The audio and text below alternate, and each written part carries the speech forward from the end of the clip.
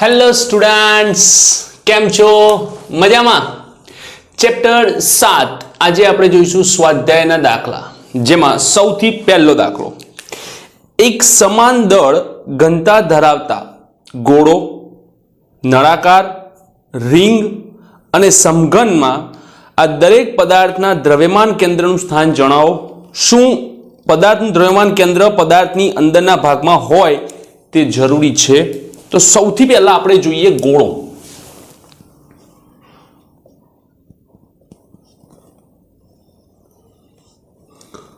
નિયમિત ઘનતા ધરાવતા ગોળાનું દ્રવ્યમાન કેન્દ્ર તેના કેન્દ્ર પર અને ગોળાની અંદરના ભાગમાં હોય છે.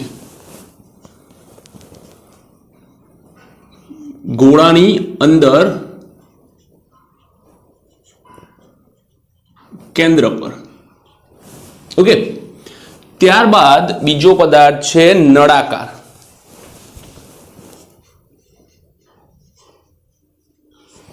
નળાકાર આ રીતે હોય.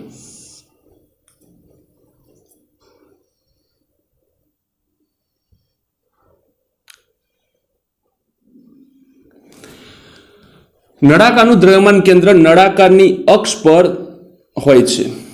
નળાકારની અંદર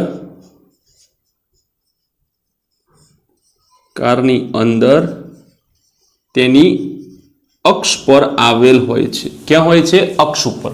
અક્ષ એટલે એના કેન્દ્રમાંથી પસાર થતી કાલ્પનિક રેખા, અને અક્ષ કહેવાય. અને આ અક્ષ ઉપર દ્રવ્યમાન કેન્દ્ર હોય છે. ત્રીજું છે રિંગ.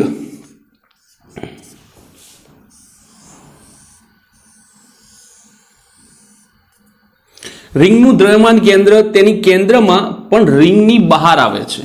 ક્યાં આવે છે? રિંગની બહાર. કેન્દ્ર પર પણ રિંગની બહાર. હવે જોઈએ સમઘન.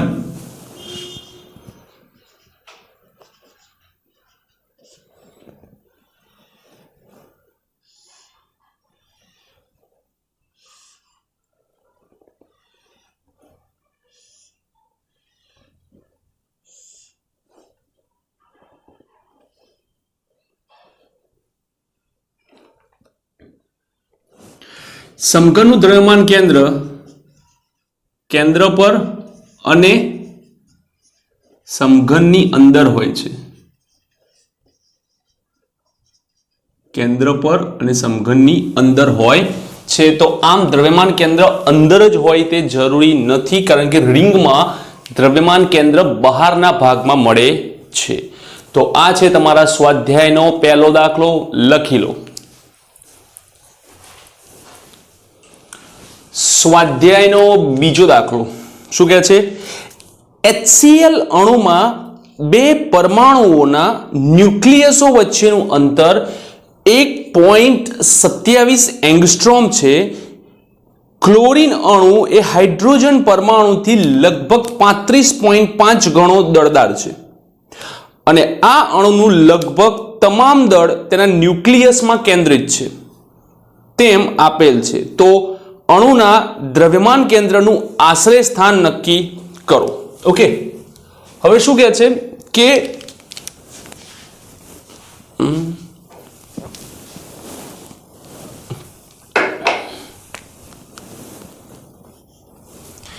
HCl નો અણુ આપણે એક અક્ષ તરીકે y અક્ષ દોરીએ અને x અક્ષ દોરીએ, જેમાં બે વચ્ચેનું અંતર આપ્યું છે.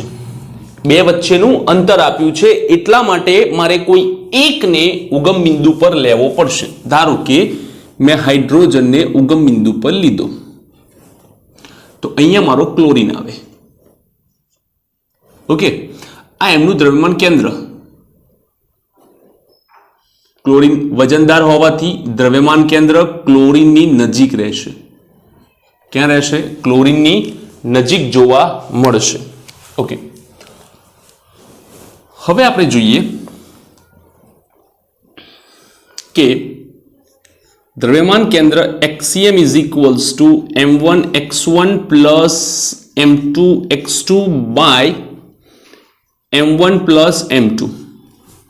હવે m1 તરીકે હાઇડ્રોજન લઈએ જેનું દળ m છે, ધારો કે m છે. x1 હાઇડ્રોજનનું સ્થાન ક્યાં છે? ઉગમ બિંદુ પર, એટલે કે 0 પ્લસ ક્લોરીનનું દળ આપેલું છે હાઇડ્રોજન કરતા 35.5 ગણું, એટલે પેલું m હોય તો પેલું 35.5 m હોય, તો m પ્લસ 35.5 m. x2 કેટલો છે? 1.27 એંગસ્ટ્રોમ. તો આ થાય 0 35.5 m ગુણ્યા 1.27 એંગસ્ટ્રોમ ભાગ્યા 36.5 m. m કેન્સલ, આ થાય 1.235 એંગસ્ટ્રોમ. એટલે કે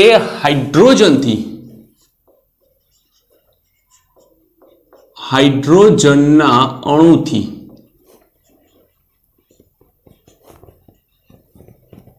એક 1.235 એંગસ્ટ્રોમ દૂર દ્રવ્યમાન કેન્દ્ર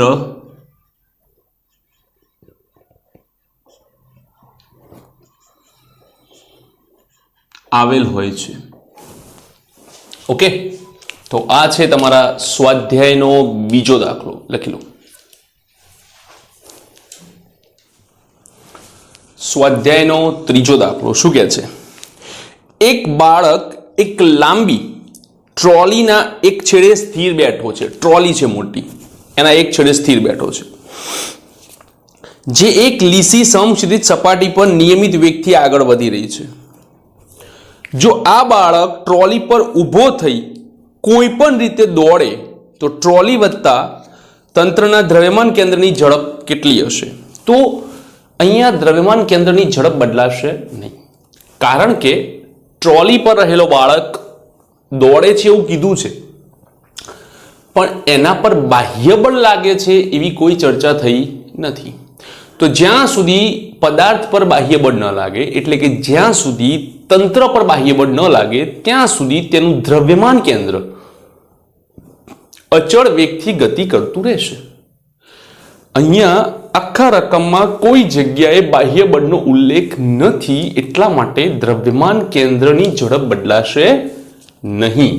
ઓકે, તો આ છે તમારો સ્વાધ્યાયનો ત્રીજો દાખલો. હવે જોઈએ સ્વાધ્યાયનો ચોથો દાખલો. દર્શાવો કે સદિશ A અને B થી બનેલ ત્રિકોણનું ક્ષેત્રફળ A ક્રોસ B ના મૂલ્યથી અડધું હોય છે. ઓકે, આપણે સદિશ A અને સદિશ B થી આપણે ત્રિકોણ બનાવવો છે. તો આ સદિશ A, આ સદિશ B, ઓકે, અને આ ત્રિકોણ બની ગયું. બરાબર, આ એનો ભેદ લઈએ. આ O, આ A, આ B, આ M. ઓકે, A અને B વચ્ચેનો ખૂણો આપણે થીટા લઈએ અને આ વિભાગ બને કાટકોણ.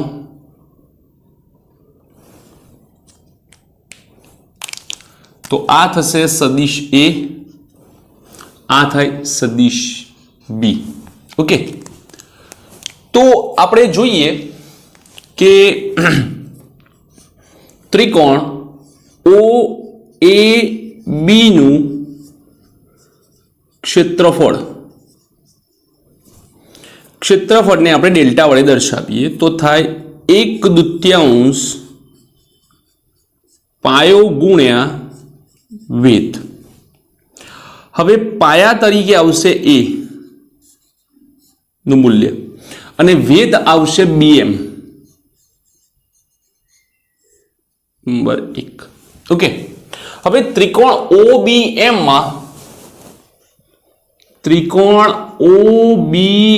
માં sin θ બરાબર સામેની બાજુ BM ભાગ્યા કર્ણ, કર્ણ એટલે કાટકોણની સામેની બાજુ B, તો માટે BM is equals two B sin theta થાય, જેને સમીકરણ 1 માં મૂકતા, સમીકરણ 1 માં મૂકતા બરાબર 1/2 પાયો A BM તરીકે B sin theta, delta is equals two 1/2 A cross B, AB sin theta એટલે A ક્રોસ B. તો આમ ત્રિકોણનું ક્ષેત્રફળ એ A ક્રોસ B કરતા અડધું હોય છે, અથવા તો એવું પણ કહેવાય ત્રિકોણનું ક્ષેત્રફળનું ડબલ મૂલ્ય એ A ક્રોસ B જેટલું હોય છે. ઓકે, તો આ છે તમારો સ્વાધ્યાયનો ચોથો દાખલો. લખી લો. સ્વાધ્યાયનો પાંચમો દાખલો શું કહે છે? દર્શાવો કે A dot B cross C એ ત્રણ સદિશો A, B અને C થી બનતા સમાંતર બાજુ ચતુષ્ફલકના કદના મૂલ્ય બરાબર હોય છે. ઓકે, હવે આપણે A, B અને C આ ત્રણ સદિશ લઈને એક સમઘન બનાવવાનો છે. ઓકે, તો સૌથી પહેલા આપણે સમઘનની તૈયારી કરીએ.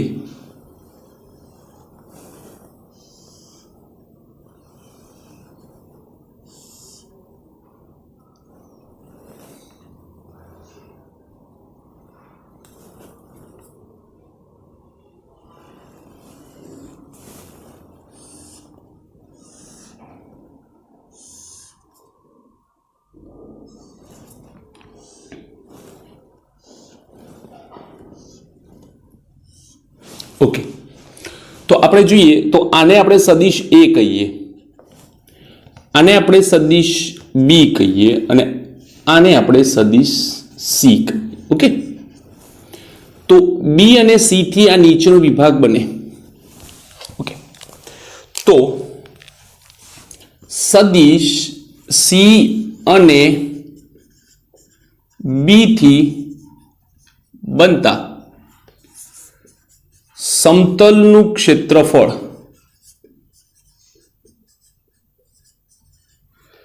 સદિશ A ઇઝ ઇક્વલ્સ ટુ ક્ષેત્રફળ A is equals two B cross C થાય છે. હવે ક્ષેત્રફળની દિશા એ B અને C થી બનતા સમતલને લંબ હશે. તો સદિશ A ની દિશા સદિશ B અને C થી બનતા સમતલને લંબ હોય. આ સમતલ એની દિશા આ, તો આ થયું ક્ષેત્રફળ A અને સદિશ A ની દિશા પણ તે જ છે, એટલે કે આ બંને દિશા એક સમાન થાય છે. તો આમ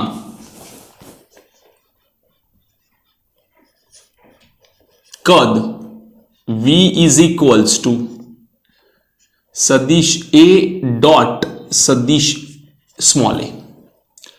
તો આ રીતે પણ લખી શકાય, A dot A dot B cross C, A dot B cross C જે શું દર્શાવે છે? કદ દર્શાવે છે. કદ અદિશ રાશિ છે એટલા માટે ડોટ ગુણાકાર લેવો પડે. કદ અદિશ રાશિ છે એટલા માટે ડોટ ગુણાકાર લેવો પડે છે. ઓકે, તો આ થયો આપણો સ્વાધ્યાયનો પાંચમો દાખલો. લખી લો.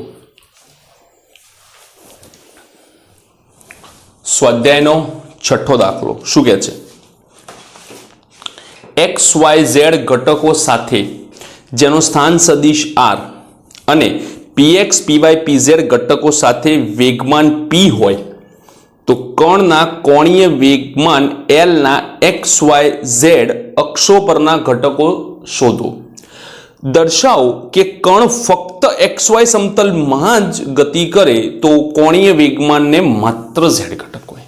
ઓકે, હવે આપણા માટે અહીંયા સદિશ R આપેલું છે.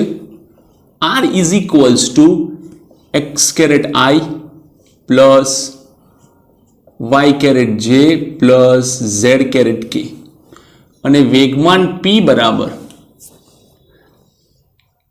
px caret I plus py caret J plus pz caret K. Okay, તો L is equals to R cross P I J K I J K X Y Z px py pz. okay, is equals to I J K, एक plus एक minus एक plus. હવે જ્યારે I લખો ત્યારે આ રીતે y pz z py y pz minus z py. જે ના લખો ત્યારે આ રીતે x pz px z.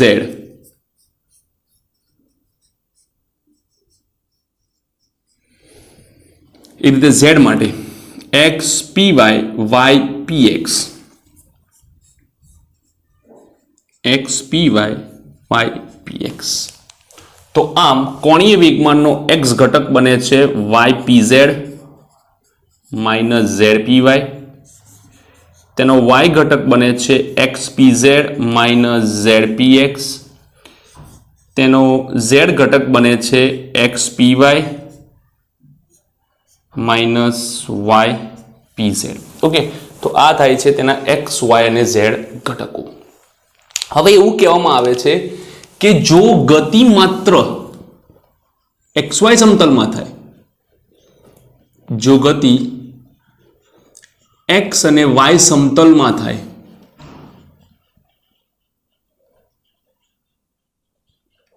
તો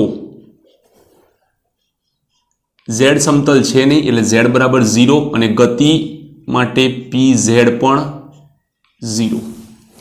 હવે z 0 થાય તો આ 0, pz 0 થાય તો આ પણ 0, મતલબ બંને 0 થાય તો lx ઇઝ ઇક્વલ્સ ટુ 0. એ જ રીતે z 0 થાય, pz પણ 0 થાય તો ly પણ 0. પણ અહીંયા ક્યાંય z ઘટક નથી, સોરી,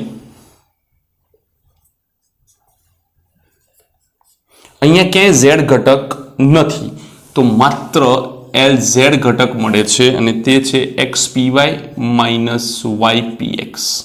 ઓકે, તો આમ જો ગતિ xy સમતલમાં થાય તો તેનો z0 pz 0 થવાથી lx અને ly 0 થાય, માત્ર lz મળે છે.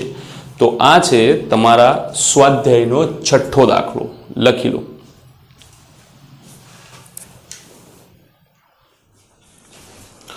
સ્વાધ્યાયનો સાતમો દાખલો શું કહે છે? દરેકનું દળ m અને ઝડપ v હોય તેવા બે કણો એકબીજાથી d અંતરે રહેલા છે. બે સમાંતર રેખાઓ પરસ્પર વિરુદ્ધ દિશામાં ગતિ કરે છે. દર્શાવો કે કોઈ પણ બિંદુની સાપેક્ષે કોણીય વેગમાન લેવામાં આવે તો પણ આ બે કણોના તંત્રનું સદિશ કોણીય વેગમાન સમાન જ રહે છે, એટલે કે એ બદલાતું નથી. ઓકે, આપણે બે કણની ચર્ચા કરીએ. એક કણ,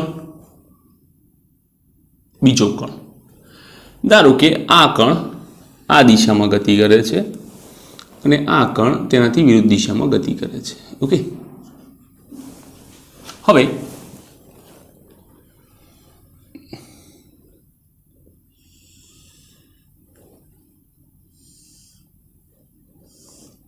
આ એક્સ અક્ષ લઈએ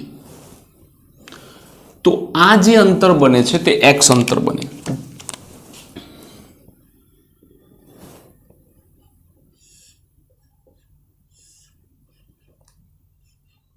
આ જે અંતર બને છે તે ડી છે, બે કણો વચ્ચેનું અંતર. આ વેગ v, આ વેગ v. હવે આનું દળ m, આનું દળ પણ m. આને આપણે પ્રથમ કણ કહીએ, આને આપણે દ્વિતીય કણ કહીએ. ઓકે, તો કુલ કોણીય વેગમાન L is equals two L1 plus L2 થાય. L1 તરીકે R cross P, R1 cross P1 plus R2 cross P2. P બરાબર mv, R1 cross mv1, R2 cross mv2. Okay, હવે અંતરની ચર્ચા કરીએ તો પહેલા માટે અંતર x. ઉગમ બિંદુથી આ દિશા ધન x અક્ષ કહેવાય. કઈ કહેવાય? ધન x અક્ષ. તો આપણા માટે આવે x કેરેટ i પ્લસ આ જે વેગ છે તે નીચે તરફ છે એટલે કે m v minus j cap plus r2. આ અંતર થાય x plus D caret i ઉપર તરફ mv j કેપ. ઓકે, તો mv આપણે કોમન કાઢી લઈએ. mv x i cross j k, પણ આ માઇનસ છે એટલે minus k plus mv x plus D, i cross j એટલે k is equals to mvx અથવા તો mv x minus plus x plus D caret k કોમન, x x cancel, mv D caret k. એટલે કે અહીંયા ઉગમ બિંદુ ગમે ત્યાં લેવાથી x બદલાય તો પણ અહીંયા x નું અસ્તિત્વ છે નહીં. તો આમ કોણીય વેગમાન અચળ રહે છે. કોણીય વેગમાન અચળ રહે છે. ઓકે, તો આ છે તમારા સ્વાધ્યાયનો 7મો દાખલો. લખી લો.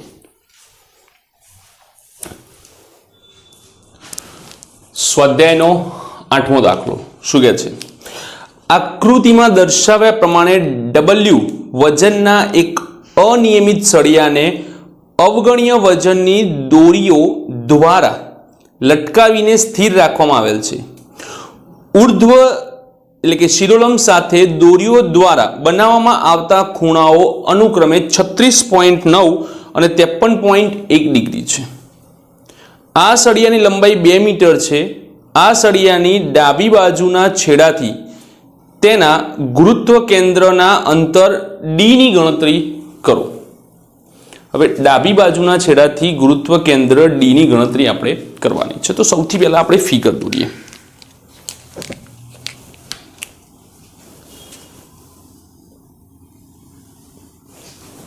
આ બે સપોર્ટ, આ એક ખૂણો નાનો,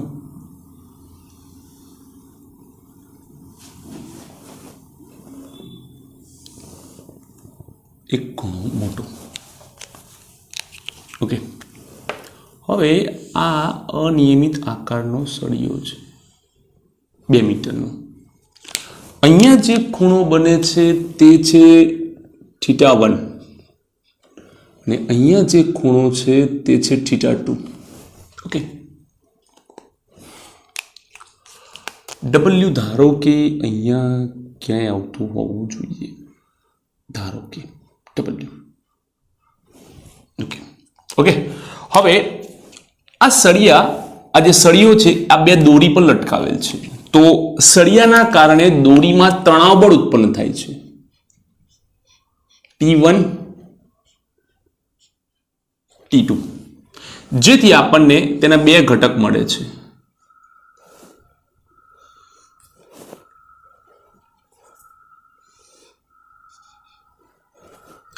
આ ખૂણો n બને એટલા માટે આ સમાન ખૂણો બને θ2.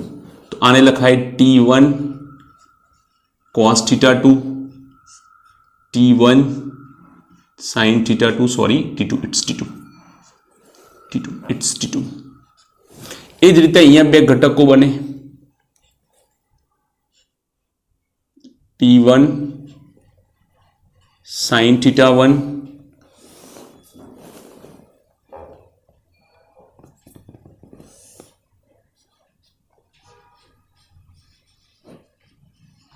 T1 cos θ1 અને આ આવે θ1.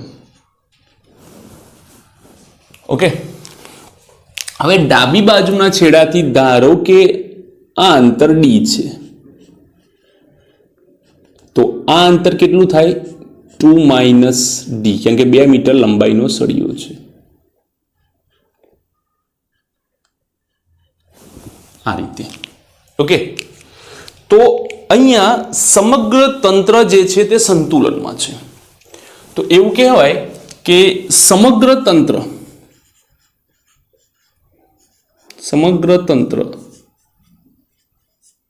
સંતુલનમાં છે.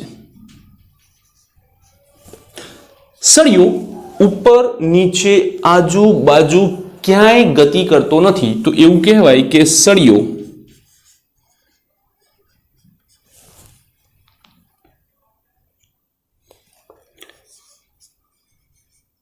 રેખીય સંતુલન ધરાવે છે.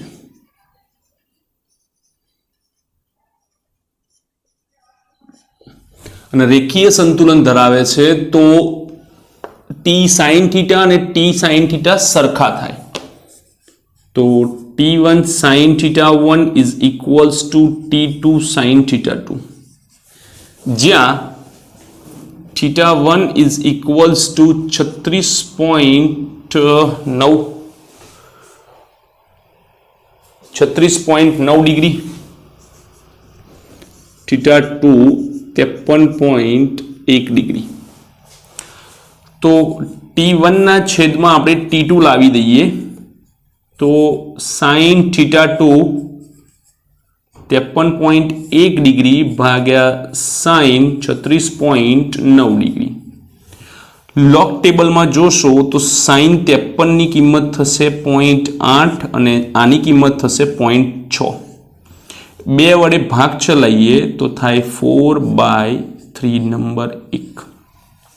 ઓકે, હવે સળિયો જે છે તે ચાક ગતિ સંતુલનમાં છે, એટલે કે તે ચાક ગતિ કરતો નથી. તો આપણે એ જ લઈએ કે સળિયો ચાક ગતિય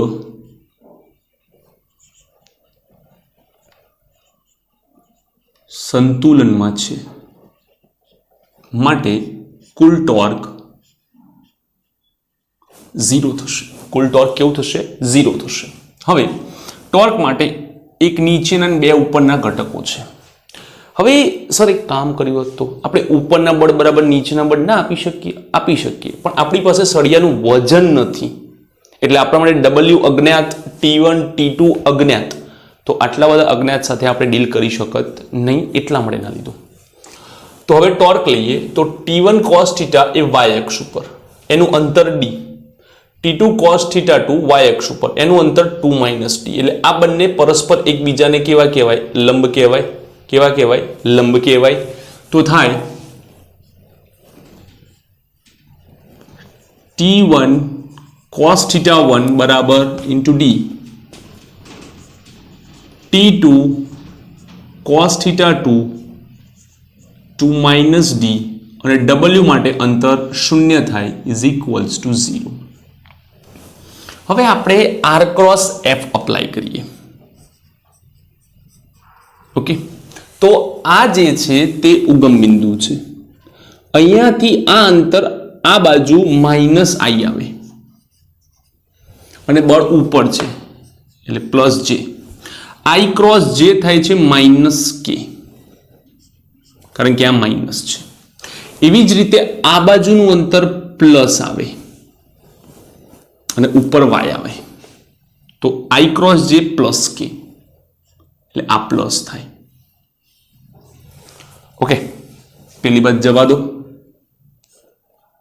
T1 cos θ1 એટલે 36.9 degree into D is equals two T2 cos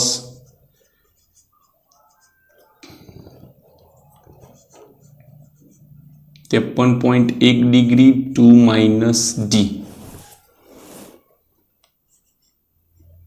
T1 ના છેદમાં T2. Okay, 2 minus D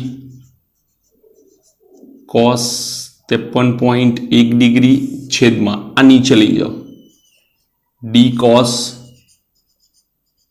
36.9 degree. Okay, આટલું થઈ ગયું. શું કર્યું? T2 નીચે લાવ્યા, આ બંનેને નીચે લઈ ગયા. હવે T1 બાય T2 આ સમીકરણ પરથી મળે છે 4/3. તો સમીકરણ 1 પરથી મળે છે 4/3. 2 માઇનસ ડી cos 53.1 ની કિંમત થાય છે 0.6 ડી અને આની કિંમત થાય છે 0.8. તો 4/3 2 minus d by d 6/8 3/4. ચોકડી ગુણાકાર લઈ લઈએ. 4 અને d ઉપર 16d, 3 ઉપર 9, 2 minus d 16d 18 minus 9d. 9 આ બાજુ લઈ લો તો થાય 25d 18. d બરાબર 18/25. તો માટે હવે આપણે 18/25 જોઈએ તો થાય 0.72. તો ડી બરાબર આન્સર આવે 0.72 મીટર. કેટલો આવે? ડી ઇઝ ઇક્વલ્સ ટુ 0.72 મીટર. તો આ છે તમારા સ્વાધ્યાયનો 8મો દાખલો. લખી લો.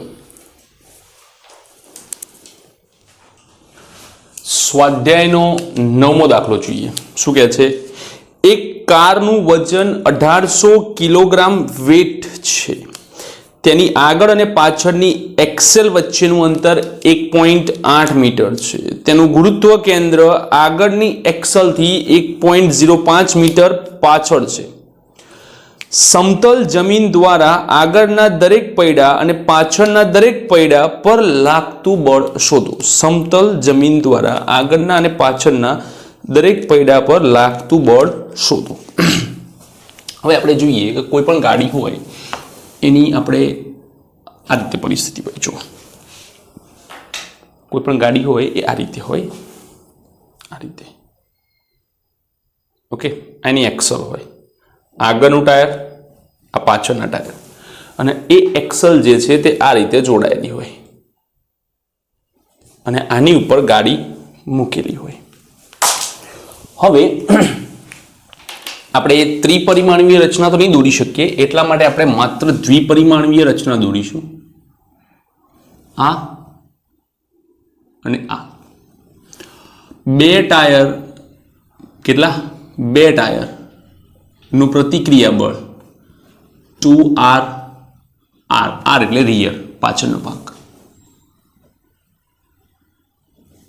આ ફ્રન્ટ ભાગ 2rf. બે ટાયર, એક ટાયરનું પ્રતિક્રિયા બળ, બીજા ટાયરનું પ્રતિક્રિયા બળ બંને સમાન, rf 2rf. એ રીતે પાછળ માટે rr 2rr. હવે શું કીધું છે કે બે વચ્ચેનું અંતર 1.8 છે. ગુરુત્વ કેન્દ્ર આગળની એક્સલથી 1.05 પાછળ છે. આગળની એક્સલ છે 1.05 પાછળ છે. આટલા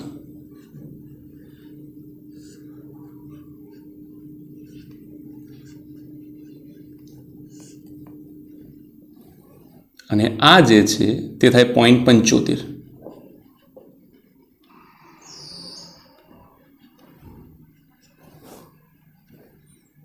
અને નીચે તરફ આવે WG. ઓકે, અહીંયા બે સંતુલન આપણે ચેક કરીશું, એક ચાકગતીય સંતુલન અને એક રેખીય સંતુલન. તો સૌથી પહેલા આપણે રેખીય સંતુલન જોઈએ કે રેખીય સંતુલનમાં હોવાથી ઉપરના બળો 2RF plus 2RR is equals two W મતલબ કે mg. બે વડે ભાગી નાખો, RF પ્લસ RR બરાબર M 1800, G આપણે 10 લઈએ ભાગ્યા 2. RF પ્લસ RR 9000 સમીકરણ નંબર 1. ઓકે, હવે આપણે શું કરીએ કે આ જે સ્થિતિ છે એ ચાકગતીય સંતુલનમાં છે. તો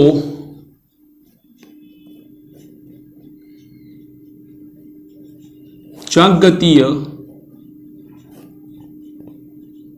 સંતુલનમાં હોવાથી, કાર જે છે તે ચાકગતીય સંતુલનમાં હોવાથી y અક્ષનું બળ x અક્ષનું અંતર, y અક્ષનું બળ x અક્ષનું અંતર એટલે કે 2RF 1.05 2RR 0.75 plus W0 is equals two 0 હોવાથી sigma torque tau is equals two 0 થાય.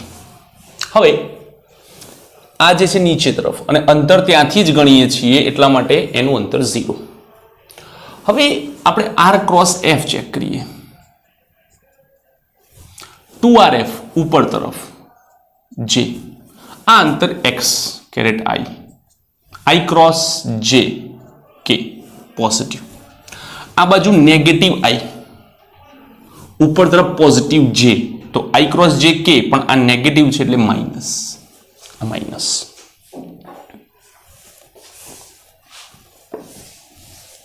હવે પેલી બાજુ જવા દઈએ તો 2RF 1.05 બરાબર 2RR 0.75 કેન્સલ. RF બરાબર RR 0.75 ભાગ્યા 1.05. પોઈન્ટ હટાવીએ તો કંઈક આવું લખી શકાય, 75 ભાગ્યા 105. 15 વડે ભાગ ચલાવો તો 5 15 પંચા 75 અને 15 સિત્તા 105. RF સમીકરણ નંબર 2. સમીકરણ નંબર 2 માંથી આપણે સમીકરણ 1 માં મૂકીએ RF. સમીકરણ 2 ને સમીકરણ 1 માં મૂકો તો RF ની જગ્યાએ આવશે 5/7 R plus RR is equals two 9000. માટે 7 લસા 5RR plus 7RR is equals two 9000, જે સામે જાય ગુણ્યા 5. 7 ને 5 12RR 45000. ઓકે, 9 પંચા 45000. તો RR ઇઝ ઇક્વલ્સ ટુ 45000 ભાગ્યા 12. 4000 સમથિંગ આન્સર આવે છે 3635. 75 ન્યૂટન. આ થાય તમારું RR. હવે આ RR ની કિંમત સમીકરણ નંબર અહીંયા મૂકી દઈએ. સમીકરણ 1 માં RR લો તો RF પ્લસ 3675 બરાબર 9000. 9000 ઓછા 3675.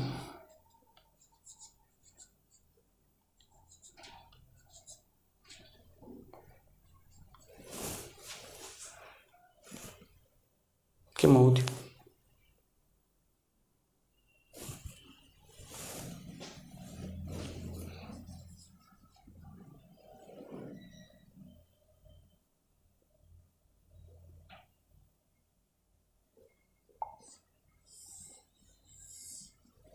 £53.25 ન્યૂટન આવે છે. ઓકે, તો આ છે તમારા સ્વાધ્યાયનો 9મો દાખલો.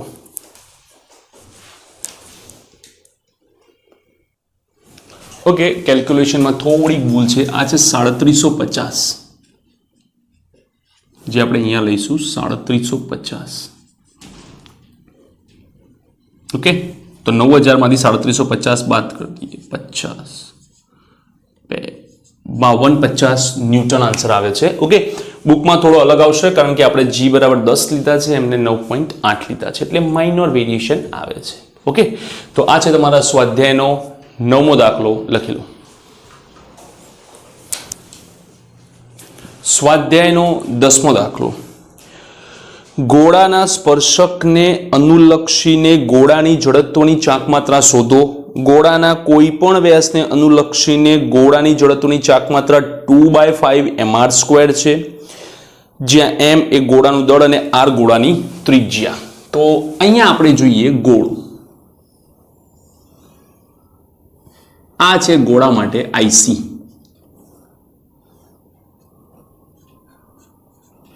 એની બાજુમાંથી પસાર થતી જડત્વની ચાકમાત્રા એ I છે. બંને વચ્ચેનું અંતર r છે. તો સમાંતર અક્ષ પ્રમેય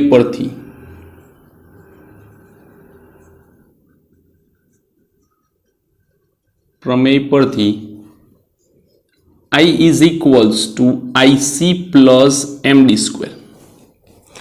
ગોળા માટે IC થાય 2/5 mr² plus mr². લસા લો 7 mr²/5. હવે આપણે આગળ જોઈએ. m દળ અને r ત્રિજ્યાની એક તક્તીની તેના કોઈ પણ વ્યાસને અનુલક્ષીને જડત્વની ચાકમાત્રા mr²/4 છે. તક્તીને લંબ અને તેની ધારના બિંદુમાંથી પસાર થતી અક્ષને અનુલક્ષીને જડત્વની ચાકમાત્રા શોધો. આ થોડોક અલગ ટાઈપનો છે, જોજો ધ્યાનથી. હો, આપણે આ તક્તી લઈએ.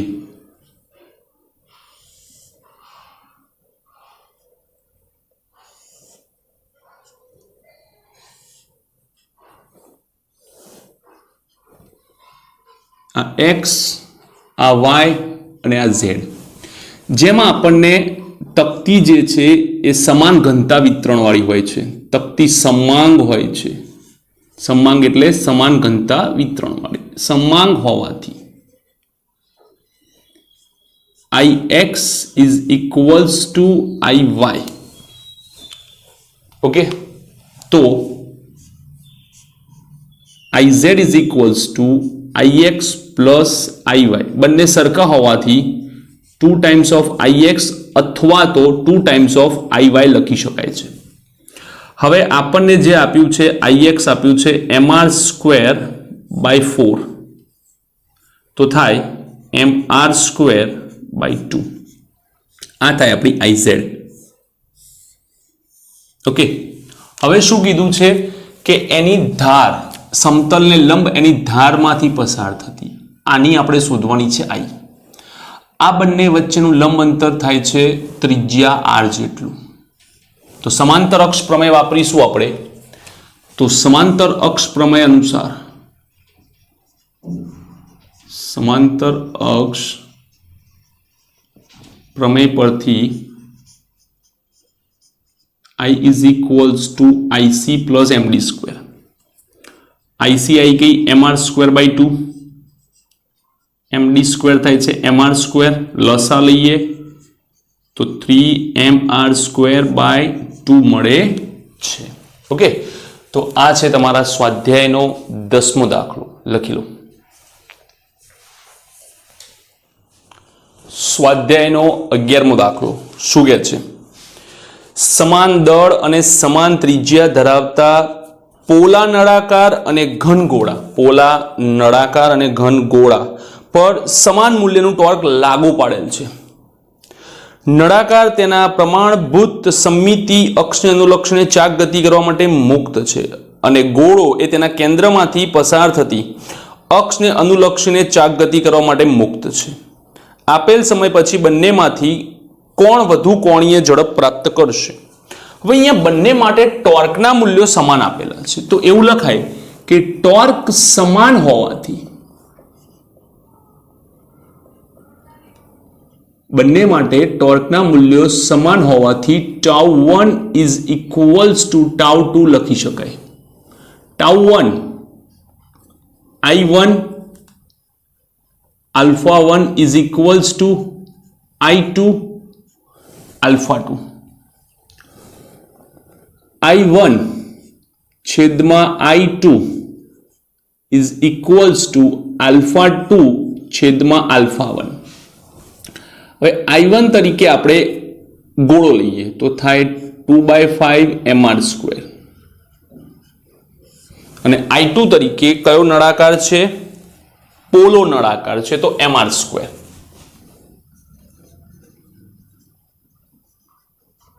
α2/α1 mr² કેન્સલ માટે α2/α1 ઇઝ ઇક્વલ્સ ટુ 2/5. સમીકરણ નંબર 1.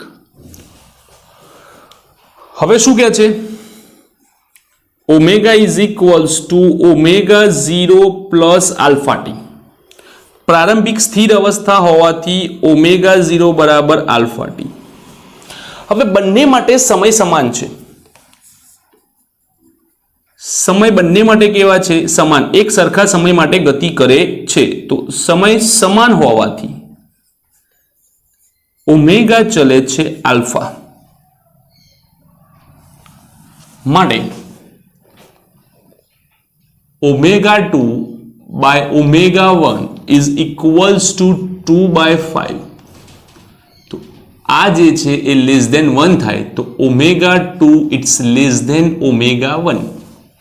તો 2 માટે શું લીધું હતું? પોલો નળાકાર. અને 1 માટે ગોળો. તો ગોળાની ઝડપ વધુ હોય, ગોળાની ઝડપ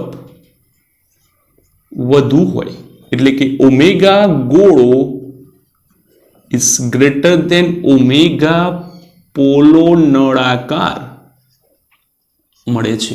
ઓકે, તો આ છે તમારા સ્વાધ્યાયનો 11મો દાખલો. લખી લો. સ્વાધ્યાયનો 12મો દાખલો શું કહે છે? 20 કિલોગ્રામ દળનો એક નક્કર નળાકાર તેની અક્ષને અનુલક્ષીને 100 રેડિયન પર સેકન્ડની કોણીય ઝડપથી પરિભ્રમણ કરે છે. નળાકારની ત્રિજ્યા 0.25 મીટર છે. આ નળાકારની ચાક ગતિ સાથે સંકળાયેલ ગતિ ઉર્જા કેટલી હશે? તેની અક્ષને અનુલક્ષીને આ નળાકારના કોણીય વેગમાનનું માન પણ શોધો. તો સૌથી પહેલા કયો નળાકાર આપેલો છે? નક્કર નળાકાર. તો નક્કર નળાકારની જડત્વની ચાક માત્રા, નક્કર નળાકારની જડત્વની ચાક માત્રા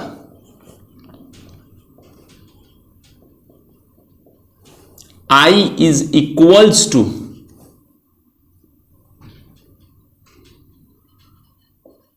mr²/2. કેટલા કિલોગ્રામનો છે? તો કે 20 કિલોગ્રામનો છે. ત્રિજ્યા 25 મીટર છે.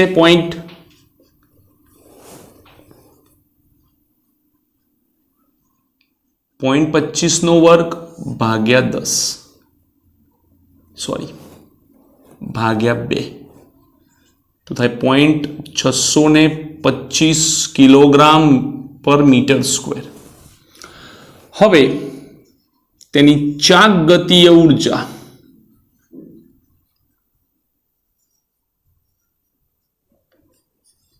K is equals to half I omega square. 0.625 omega કેટલા આપેલા છે તો કે ઓમેગા 100 છે તો એનો વર્ગ થશે 100 નો વર્ગ તો આ થશે 0.3125 ગુણ્યા 4 3125 જૂલ આટલી ગતિ ઉર્જા થાય છે કેટલી 3125 જૂલ હવે શું માંગ્યું છે તેની અક્ષને અનુલક્ષીને કોણીય વેગમાન શોધો કોણીય વેગમાન L is equals to I omega કોણીય વેગમાન L is equals to I omega 0.625 ગુણ્યા omega 100 62.5 kilogram metre square per second okay kilogram metre square per second તો આ છે તમારા સ્વાધ્યાયનો 12મો દાખલો લખી લો સ્વાધ્યાયનો 13મો દાખલો જોઈએ એક બાળક તેના બે હાથ પહોળા કરીને ટર્ન ટેબલ એટલે ગોળ ગોળ ફરે તેવું ટેબલ કેન્દ્ર પર ઊભો છે ટર્ન ટેબલ એ 40 રિવોલ્યુશન પર મિનિટ ની કોણીય ઝડપથી ભ્રમણ કરે છે જો આ બાળક તેના હાથોને પાછા વાળે અને તેનાથી તેની જડત્વની ચાકમાત્રા મૂલ્ય ઘટીને પ્રારંભિક જડત્વની ચાકમાત્રાના મૂલ્યના 2.5 ગણું કરે એટલે કે પહેલા હાથ આવા છે પછી હાથ વાળી દે છે આ રીતે તો તેની કોણીય ઝડપ કેટલી હશે ટર્ન ટેબલ ઘર્ષણ રહિત ફરે છે તેમ ધારો ઓકે હવે અહીંયા આ રીતે હાથ હોય અને એને આમ કરવાથી ટોર્ક લાગતું નથી તો ટોર્કની ગેરહાજરી હોવાથી કોણીય વેગમાન અચળ રહે છે ટોર્કની ગેરહાજરીમાં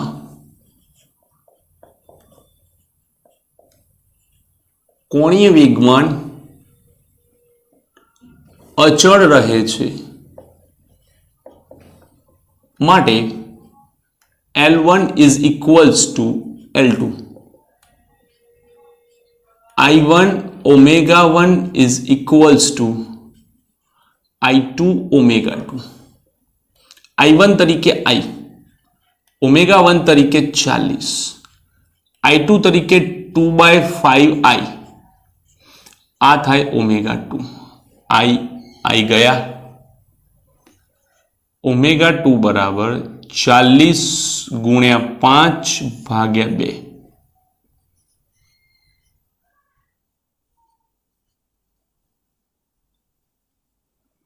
100 RPM શું થાય છે 100 RPM થાય છે ઓકે હવે આગળ શું કહે છે દર્શાવો કે બાળકના પરિભ્રમણની નવી ગતિ ઉર્જા તેના પ્રારંભિક પરિભ્રમણની ગતિ ઉર્જા કરતા વધારે હોય છે ગતિ ઉર્જામાં થતો આ વધારો તમે કેવી રીતે સમજાવશો એ શોધો ઓકે પ્રારંભિક ગતિ ઉર્જા આપણે શોધીએ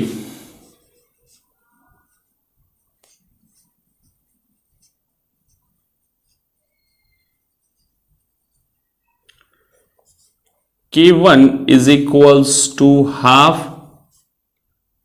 I1 omega 1 square ઓકે હવે અહીંયા એક્ઝેક્ટલી કોઈ મૂલ્ય આપેલું નથી બરાબર એટલે આપણે શું કરીશું કે જે મૂલ્ય છે એનો ઉપયોગ કરીશું કે ભાઈ નથી આપણને દળ આપેલું નથી આપણને કશું આપેલું I લઈએ ઓમેગા 1 તરીકે 40 ના 40 જ રાખીએ 40 નો વર્ગ 1600 ભાગ્યા 2 આ થાય 800 I હવે અંતિમ ગતિ ઉર્જા લઈએ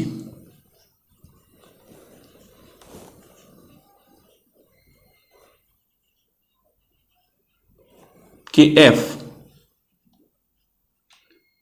1/2 I2 ઓમેગા 2 સ્ક્વેર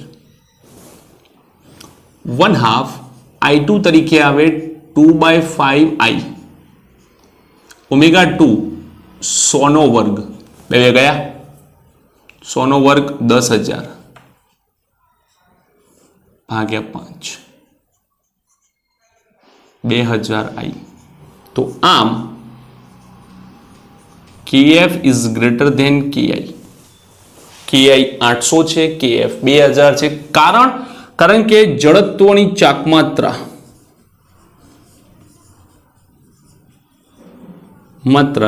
ઘટતા જડત્વની ચાકમાત્રા ઘટતા જે I હતી એમાંથી 2/5 I થઈ ઘટતા કોણીય વેગ 2.5 ગણો વધ્યો. જો પહેલા કેટલો હતો 40 એમાંથી કેટલો થયો 100 એટલે 2.5 ગણો વધારો થયો. આથી પાછો શું થાય છે કોણીય વેગનો વર્ગ થાય છે. આથી ગતિ ઉર્જામાં વધારો થાય છે. તો આ છે તમારા સ્વાધ્યાયનો 13મો દાખલો. લખી લો.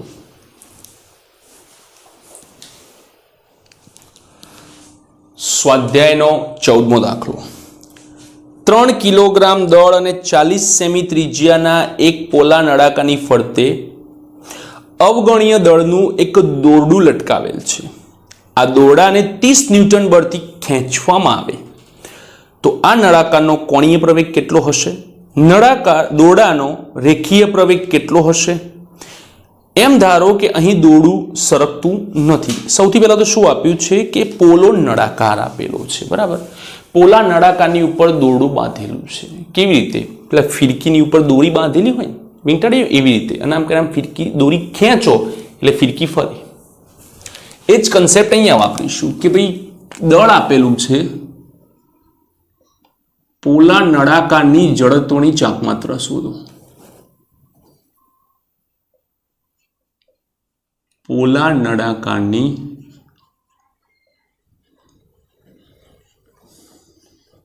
જડત્વની I બરાબર mr².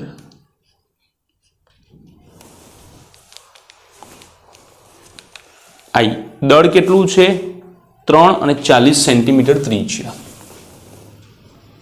3 40 સેન્ટીમીટર એટલે 0.4 નો વર્ગ.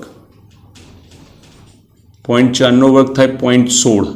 16 તરીના 48. 48 કિલોગ્રામ મીટર સ્ક્વેર. હવે બળ જે આપ્યું છે એ છે 30 ન્યૂટન. કેટલું આપ્યું છે? 30 ન્યૂટન. તો શું શોધવાનું કીધું છે? તો કે આલ્ફા. તો I alpha is equals to torque.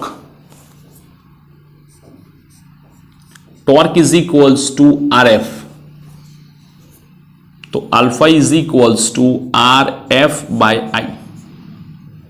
R 40 centimetre 0.4, F 30.48. Okay, તો આ થાય 40 ગુણ્યા 30 ભાગ્યા 48. ઓકે, પોઈન્ટ હટાવીએ તો 40 ભાગ્યા 48. તો એના પરથી આપણને આલ્ફા મળે છે 25 રેડિયન પર સેકન્ડ.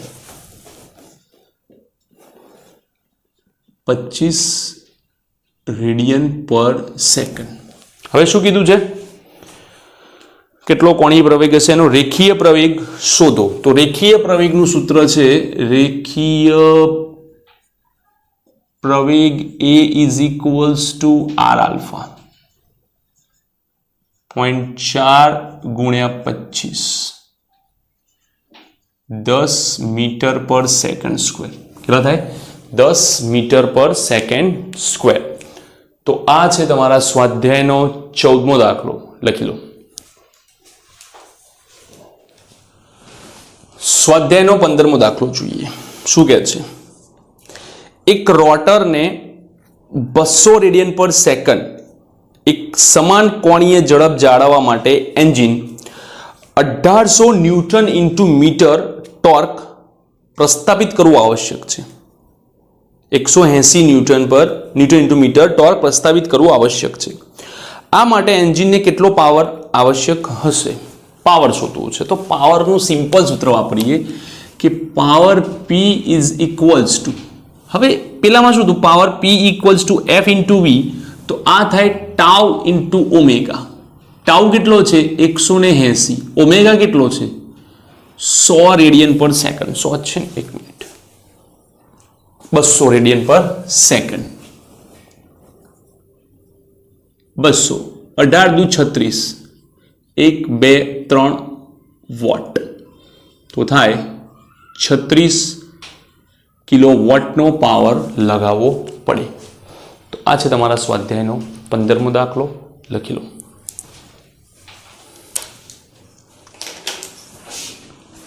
સ્વાધ્યાયનો 16મો દાખલો શું કહે છે? આર ત્રિજ્યાની એક સમાન તકતીમાંથી r/2 ત્રિજ્યાના ગોળાકાર છેદને કાપવામાં આવે છે. આ છેદનું કેન્દ્ર મૂળ તકતીના કેન્દ્રથી r/2 અંતરે છે. પરિણામી સપાટી પદાર્થનું ગુરુત્વ કેન્દ્ર શોધો. હવે અહીંયા એવું કીધું છે કે r/2 ત્રિજ્યાવાળો ટુકડો એમાંથી કાપી લેવામાં આવે છે. સૌથી પહેલા આપણે જોઈએ તો આ તકતી છે.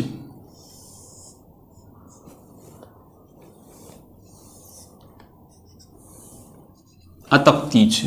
ઓકે, તો તકતીનું દળ m છે. m દળ તથા a બરાબર πr².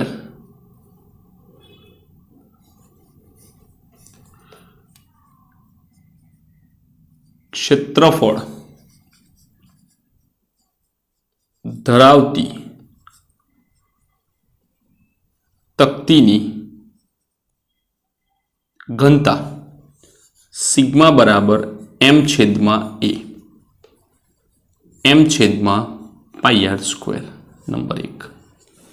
ઓકે, હવે હું શું કરીશ કે r/2 ત્રિજ્યા, હવે જેની ત્રિજ્યા r/2 હોય, બરાબર, એનો વ્યાસ કેટલો હોય? r/2 પ્લસ r/2, r વ્યાસ હોય. r વ્યાસ એટલે આટલો વિભાગ થયો, કારણ કે આ આખી જે તકતી છે એની ત્રિજ્યા r છે. તો આપણે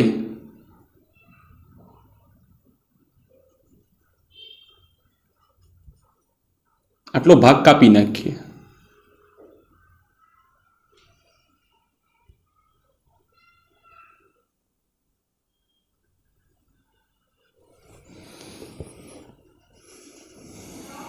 આ એનું O, આ એનું P.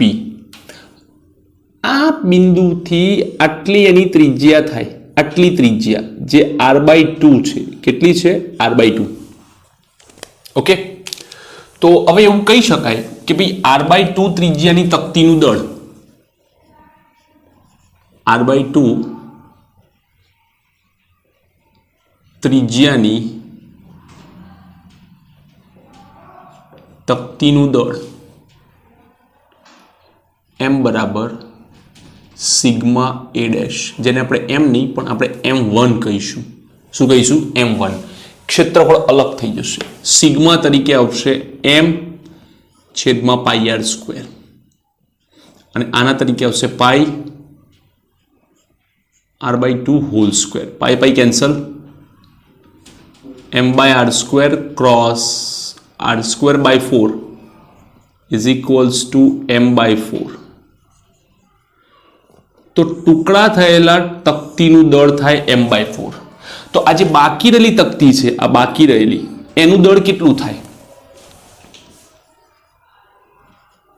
તો બાકી રહેલ તકતીનું દળ m2 બરાબર કુલ દળમાંથી એટલું બાદ કરી દઈએ, m1. તો m minus m/4 is equals two 3m/4 m - m/4 is equals two 3m/4 આ બાકી રહેલી તકતીનું દળ છે જે m2 છે.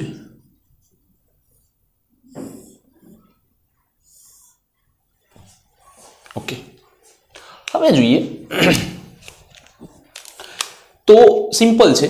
આપણે જે તકતી કાપી એનું કેન્દ્ર ક્યાં છે? એક્સ અક્ષ ઉપર. ઓકે, હવે વિચારો કે આખી તકતી હતી, આખી તકતીનું દ્રવ્યમાન કેન્દ્ર અહીંયા હતું. આટલો ટુકડો કાપી લીધો એક્સ અક્ષ પરથી, તો આ બાકી રહેલી તકતીનું દ્રવ્યમાન કેન્દ્ર એની વિરુદ્ધમાં ખસી જાય, અહીંયા ક્યાંક ખસી જાય. ફરી સાંભળો, આખી તકતીનું દ્રવ્યમાન કેન્દ્ર અહીંયા હોય, એમાંથી આટલો ટુકડો કાપી લઈએ એક્સ અક્ષ પરથી, જેનું કેન્દ્ર એક્સ અક્ષ ઉપર હોય એવો ટુકડો કાપી લઈએ, તો એનું દ્રવ્યમાન કેન્દ્ર આ બાજુ ખસી જાય. ધારો કે મેં ટુકડો ઉપરથી કાપ્યો હોત તો દ્રવ્યમાન કેન્દ્ર નીચે ખસી જાત. ધારો કે ટુકડો નીચેથી કપાયો હોય તો દ્રવ્યમાન કેન્દ્ર ઉપર ખસી જાત. એટલે કે દ્રવ્યમાન કેન્દ્ર તમે જ્યાંથી ટુકડો કાપો છો એની વિરુદ્ધમાં ખસી જાય. અહીંથી કાપો તો આ બાજુ ખસી જાય. ઓકે, તો જ્યાંથી પણ દળ ઘટી જશે એની વિરુદ્ધમાં એ ટુકડો એનું દ્રવ્યમાન કેન્દ્ર ખસી જશે. હવે બાકી રહેલી તકતીને આના ભેગા કરો તો દ્રવ્યમાન કેન્દ્ર અહીંયા મળે, અને છૂટા કરો તો આ કેન્દ્ર ખસીને અહીંયા ક્યાંક આવતું હોવું જોઈએ. ઓકે, તો તેમનું દ્રવ્યમાન કેન્દ્ર xcm is equals two m1x1 plus m2x2 છેદમાં m1 પ્લસ m2. દ્રવ્યમાન કેન્દ્ર ક્યાં છે? 0 પર. અહીંયા m1 તરીકે m/4 અને m/4 એટલે આ જેનું દ્રવ્યમાન કેન્દ્ર r/2 અંતરે છે.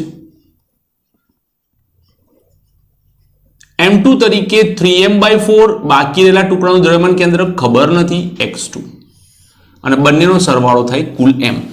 જો આ m1 ને આ બાજુ લાવો તો m1 plus m2 is equals two m થાય. અને ઉપર લઈ લો, 0 is equals to mr/8 plus 3mx2/4. આ બાજુ લઈ લો, 3mx2/4 is equals to minus mr/8. mm cancel, 4 2 8 3 નીચે. Oh sorry,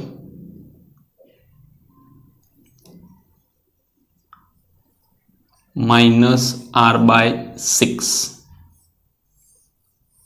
તો આમ બાકી રહેલ તકતીનું, બાકી રહેલ વિભાગનું અથવા તો સપાટીનું દ્રવ્યમાન કેન્દ્ર x અક્ષ ઉપર minus r/6 અને 0 પર છે. x અક્ષ પર y આમ 0 હોય તો minus r/6 0 પર છે. તો આ છે તમારા સ્વાધ્યાયનો 16મો દાખલો. લખી લો. સ્વાધ્યાયનો 17મો દાખલો શું કહે છે કે એક મીટર પટ્ટી તેના મધ્યે છરીધાર પર સંતુલિત છે, બેલેન્સ છે. જ્યારે એવા બે સિક્કા કે જેમનું દળ 5 ગ્રામ છે તેમને 12 સેન્ટીમીટરના નિશાન પર એકબીજાની ઉપર મૂકવામાં આવે ત્યારે આ પટ્ટી 45 સેન્ટીમીટર પર સંતુલિત થાય છે. આ મીટર પટ્ટીનું દળ શું હશે? મીટર પટ્ટીનું દળ માંગેલું છે. ઓકે, કઈ વાંધો નહીં, મીટર પટ્ટીનું દળ આપણે જોઈ લઈએ. ઓકે, સૌથી પહેલા તો જોઈએ મીટર પટ્ટી આ રીતે હોય છે, આ રીતે.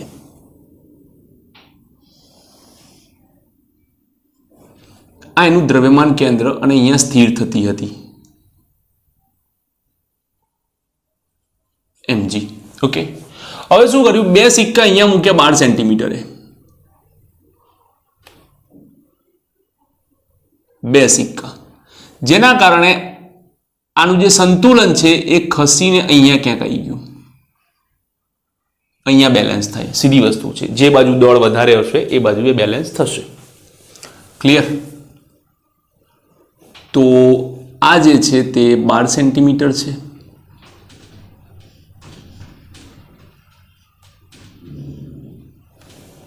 બરાબર, આ આખું 50, આટલું 45, તો આમની વચ્ચેનું અંતર 5 સેન્ટીમીટર.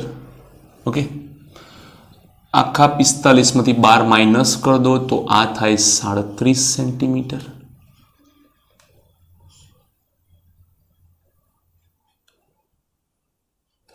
ઓકે,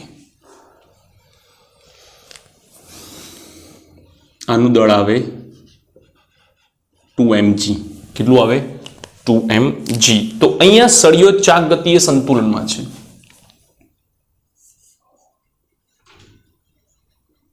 સળિયો ચાક ગતિય સંતુલનમાં હોવાથી કુલ ટોર્ક 0 થાય. તો 2mg, એનું અંતર, આખું અંતર જે છે એ 37 ને 12, 47, ઓ સોરી માય મિસ્ટેક, 45, ટોટલ 50, એમાંથી 5 જાય 45, 45 35 સેન્ટીમીટર. 0.33. નીચે mg, એનું અંતર 5, 0.5 બરાબર 0. ઓકે, આની સાપેક્ષે આપણે અંતર લીધા છે. હવે આપણે r ક્રોસ f ચેક કરીએ. તો r ક્રોસ f શું કહે છે? અહીંથી આ અંતર નેગેટિવ, માઇનસ i, નીચે બળ લાગે minus j, minus minus plus k, એટલે આ પોઝિટિવ. આ બાજુ અંતર પોઝિટિવ, બળ નીચે લાગે નેગેટિવ, તો આ માઇનસ. પેલી વાત જવા દો. 0.66 mg is equals to 0.05 mg. જીજી cancel. 0.66 ગુણ્યા 2 mg છે અને એક સિક્કાનું દળ કેટલું છે? 5 ગ્રામ. 0.05, 6.6 ગ્રામ દળ થાય સ્કેલનું. કેટલું થાય? 6.6 ગ્રામ દળ સ્કેલનું થાય છે. 1 મિનિટ, 6.6 ની 66 ગુણ્યા 5 ભાગ્યા 5. ઓકે, 66 ગ્રામ દળ થાય છે સ્કેલનું. તો આ છે તમારા સ્વાધ્યાયનો 17મો દાખલો. લખી લો. સ્વાધ્યાયનો 18મો દાખલો શું કહે છે? એક ઘન ગોળો એક જ ઊંચાઈના અલગ અલગ નમણ કોણ ધરાવતા બે ઢળતા સમતલ પરથી ગબડે છે. ઓકે, આપણે જોઈએ બે નમન કોણ અલગ અલગ હોય તેવા ઢળતા સમતલ પરથી ગબડે છે.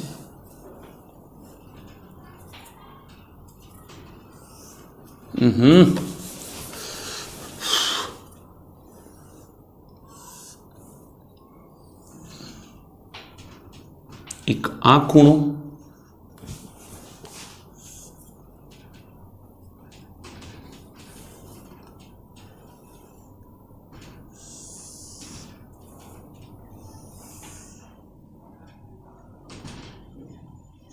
એક આ ખૂણો. ઓકે, θ1 અને θ2 બે અલગ અલગ કોણેથી નમે છે. ઓકે, હવે શું કહે છે? શું તે દરેક કિસ્સામાં સમાન ઝડપ સાથે નીચે પહોંચશે? યસ, કારણ કે બંને કિસ્સામાં જે ઝડપ છે v² = 2gh / 1 + k² / r². તો આ h છે ને આ પણ h છે. તો ઝડપ એ ખૂણા પર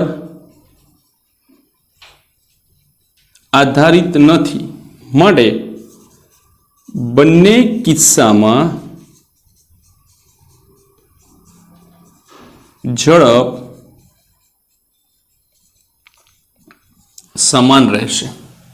નેક્સ્ટ, શું એક સમતલ કરતા બીજા સમતલ પર વધુ સમય લેશે? હા, કારણ કે આ જે ઢાળ છે તેનું અંતર ઓછું છે, આ ઢાળનું અંતર વધારે છે.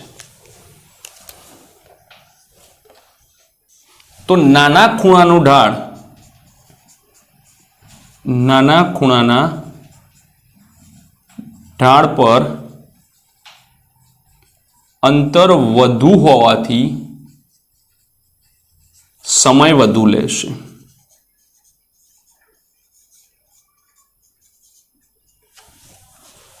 નેક્સ્ટ, જો એમ હોય તો કયા સમતલ પર અને શા માટે?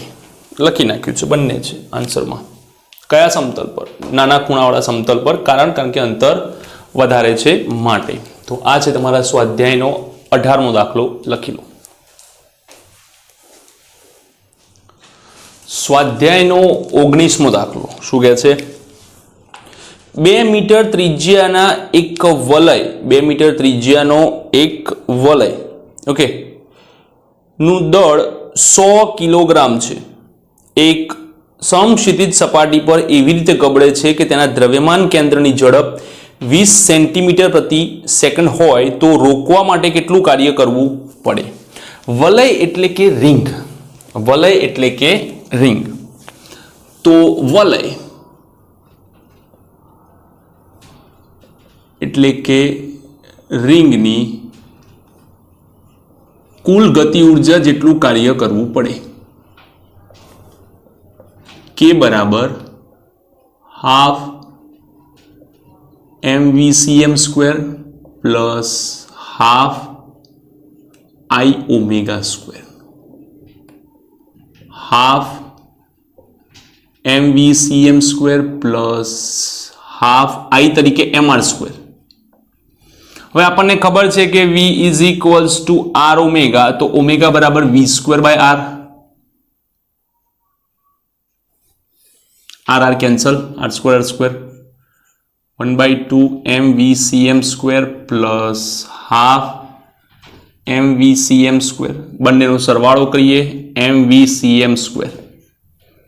કેટલું દળ છે? તો દળ 100 કિલોગ્રામ અને ઝડપ 20 સેન્ટીમીટર. 100 ઝડપ 0.2 નો વર્ગ તો થાય 4 જૂલ. તો આમ તેને રોકવા 4 જૂલ જેટલું કાર્ય કરવું પડશે. કેટલું? 4 જૂલ જેટલું કાર્ય કરવું પડશે. તો આ છે તમારા સ્વાધ્યાયનો 19મો દાખલો. લખી લો. સ્વાધ્યાયનો 20મો દાખલો શું કહે છે? ઓક્સિજન અણુનું દ્રવ્યમાન 5.3 × 10⁻26 કિલોગ્રામ અને તેના કેન્દ્રમાંથી પસાર થતી તેના બે અક્ષોને જોડતી રેખાને લંબ એવી અક્ષને અનુલક્ષીને જડત્વની ચાક માત્રા 1.94 × 10⁻46 કિલોગ્રામ મીટર² છે. ધારો કે કોઈ ગેસમાં આવ્યા અણુની સરેરાશ ઝડપ 500 મીટર પર સેકન્ડ છે. તેના પરિભ્રમણની ગતિ ઉર્જા એ તેના સ્થાનાંતરની ગતિ ઉર્જાના 2/3 હોય તો અણુનો સરેરાશ કોણીય વેગ શોધો. એટલે એવું કીધું છે કે ચાક ગતિ જે ઉર્જા છે એ 2/3 રેખીય ઉર્જા ધરાવે છે. કેટલી? ચાક ગતિ ઉર્જા ઇઝ ઇક્વલ્સ ટુ 2/3 રેખીય ગતિ ઉર્જા. ચાક ગતિ ઉર્જા 1/2 half I ઓમેગા². 2/3 mv². omega² is equals to 4/3 mv²/I. વર્ગમૂળ કાઢો. વર્ગમૂળ v² નું v, under root of 4m/3i, ઝડપ 500. ઓકે, કુલ દળ કેટલું આપેલું છે તો કે okay my mistake 2/3 into 1/2 mv², 1/2 mv².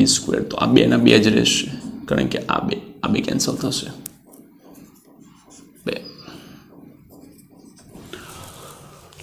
Okay, કુલ દળ છે 5.30 10⁻26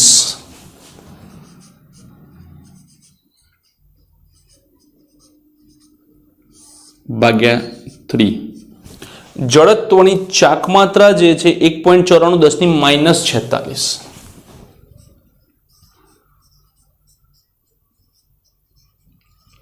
ઓકે, આ બધાનું મૂલ્ય આવે છે 1.82 10⁻20.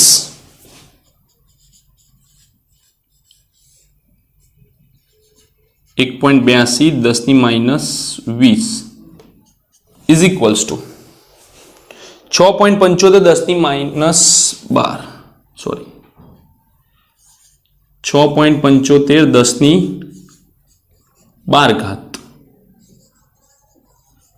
રેડિયન પર સેકન્ડ આન્સર આવે છે. ઓકે, 46 ઉપર જાય તો 20 અને 20 નું વર્ગમૂળ કાઢો તો 10 અને આ 2 0 12. તો આમ આ છે તમારા સ્વાધ્યાયનો 20મો દાખલો. લખી લો. સ્વાધ્યાયનો 21મો દાખલો. 30 ડિગ્રીના ખૂણે નમેલા એક ઢળતા પાટિયા પર એક નક્કર નળાકાર ગબડીને ઉપર તરફ જાય છે. આ ઢળતા પાટિયાના તળિયે નળાકારનું દ્રવ્યમાન કેન્દ્ર 5 મીટર પર સેકન્ડની ગતિ ધરાવે છે. નળાકાર આ ઢળતા પાટિયા પર કેટલો ઉપર જશે? ઓકે, અહીંયા કંઈક આવી રચના હોવી જોઈએ.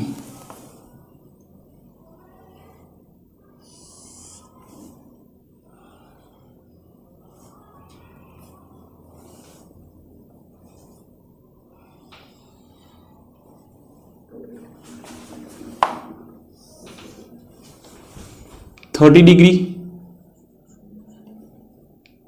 डिग्री અહીંયાથી આવશે, અહીંયા ઉપર જશે. ઓકે, તો સૌથી પહેલા એ જ્યારે તળિયે આવે છે ત્યારે તળિયે એની કુલ ગતિ ઊર્જા કેટલી?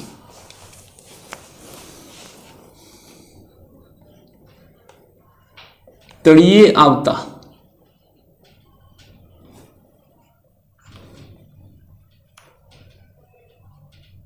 કુલ ગતિ ઊર્જા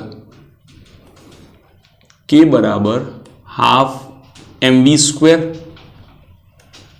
plus half I ω². Half mv² plus half कयो पदार्थ आप्यो छे? एक नक्कर नळाकार એટલે mr²/2 અને આગળ જોયું તેમ ઓમેગા બરાબર v²/r².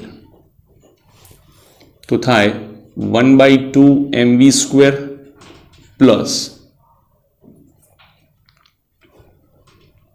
r² ગયા 1/4 mv². તો આ થાય 3 mv²/4. Okay, number 1.